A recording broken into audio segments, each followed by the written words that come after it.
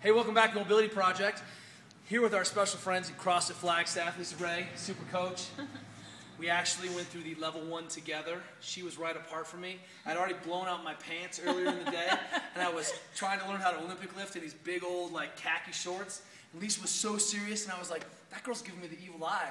And it was because I had these dorky shorts on. It was not. You Whatever. That's crap. Anyway, here we are. I remember everything. Lisa Ray. I was like, who is that girl? So here's what we got going on. We're going to continue our discussion about global extension. Yesterday we talked about, hey, I need to be able to have the hip opener so that when I put myself into global extension, I can open up without creating a localized extension moment. So one of the nice things that we see is we have an athlete do a pull-up, for example, even a strict pull-up. You can do a dead hang pull-up for us? Right? That her default position, if she doesn't control it, is overextended in the low back. So Lisa, hanging here, now she's overextended because of the demand in that global end range position. This arm up, looking to create a global extension, even though I know this is our end range flexion. So she squeezes her butt, points her toes, and now she's able to mitigate those forces. So when she does her dead hang pull-up, what we shouldn't see, beautiful, is that feet stay in front. That's great. And that she doesn't overextend. Can you do a soft one for me?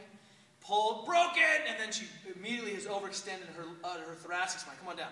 So when we see that, one of the things we think is the athlete just too stiff? Is it a motor control problem? Okay, I've cued my athlete.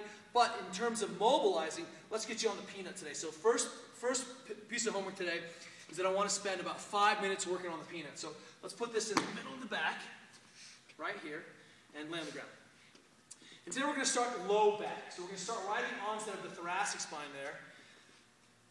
And two ways to think about this. One is I can hug myself and then try to extend over the peanut. So just hug and then extend as far as you can over, and we're trying to get that whole motion segment. We're blocking that the vertebral segment and then trying to just extend over and create that nice motion at that one leverage.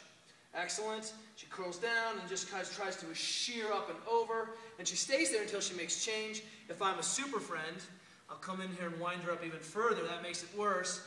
And then she can also just oscillate side to side and catch those little facets on the side, kind of those unilateral PAs. The second thing she can do is take arms over and try to work on that position, trying to keep rib cage in and down as she extends. And look, oh, we found a little tight spot on Lisa Ray. And if she's tight here, then she's going to be transmitting a lot of energy to her low back. And that's what we're seeing, is that her lack of ability to be able to really extend through these segments means that when she pulls her arms over her head, she's going to extend and break a little bit.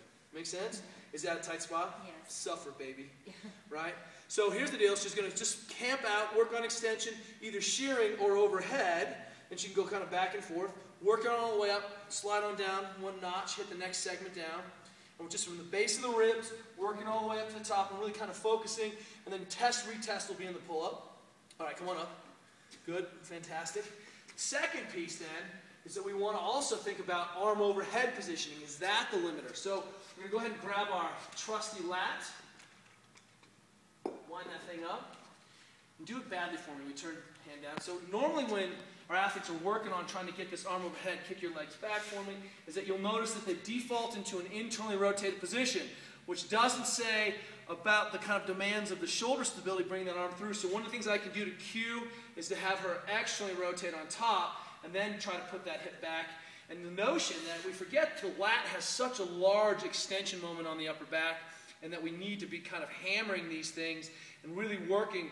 And if you do this right and kick this leg behind you, is that okay there? Mm-hmm. She can start to feel those bands, and you can actually feel this band on her all the way down as that lat wraps around, and there's almost like a rib here. And I don't even know what that is, but that's strong athlete woman flesh right there. I don't even know what that is, but that's amazing. So here, camping out, and then don't forget about contract and relax. Get tight to tight, release. Go a little bit further, keep winding that up, hang out in those do positions. What else would we think about? As a finisher, as we were talking about this amazing Chinese lifter in this good push jerk position, I want you to do this today. Let's go ahead and throw you up against the wall, Lisa, what we were talking about earlier. This is one of Lisa Ray's goats, so we're going to maybe call this the Lisa Ray goat stretch. And just go feet up on against the wall first. Don't do the splits. So just bend that foot down. The Olympic lifting position. Because in honor of actually having to train with Olympic lifting Lisa Ray for the first time with the PVC pipe for 7 hours straight. She winds that down, and you can see that she's getting pulled forward And then one of the things that's happening is that her body's going to have to work to try to mitigate the amount of flexion in the bottom. That abductor mass is pulling her forward, and her body's then going to turn that psoas over to help control the low back. And that's one of those tight bits, so she can contract, relax there. If you want to come up and bleed through the eyes at altitude, you don't have to go very far. Cross the Flagstaff. There's your girl, there's your guy. We'll see you guys tomorrow.